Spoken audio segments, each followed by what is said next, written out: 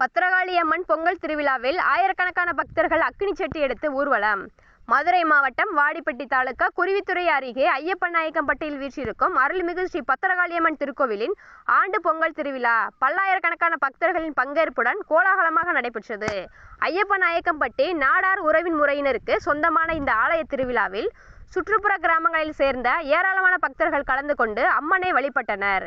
விழாவின் முக்கிய அம்சமாக இன்று வைகை நதியிலிருந்து திரளான பக்தர்கள் அக்கினி சட்டி ஏந்தி ஊர்வலமாக வந்து ஸ்ரீ பத்திரகாளி அம்மனுக்கு தங்களது நேர்த்தி கடன்களை செலுத்தினர்.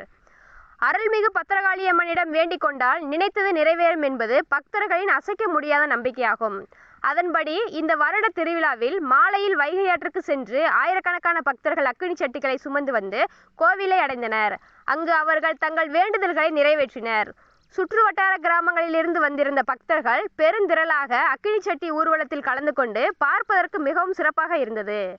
நீதியை நிலைநாட்டும் தெய்வமான ஸ்ரீ பத்திரகாளியம்மன் ஐயப்பநாயக்கம்பட்டி மக்களின் நல்வாழ்வை பேணி காக்க வேண்டும் என்றும் அவர்களுக்கு பொன் மற்றும் நில வளத்தை கருணையுடன் அளிக்க வேண்டும் என்றும் பக்தர்கள் மிகுந்த பக்தியுடன் பிரார்த்தனை செய்தனர்.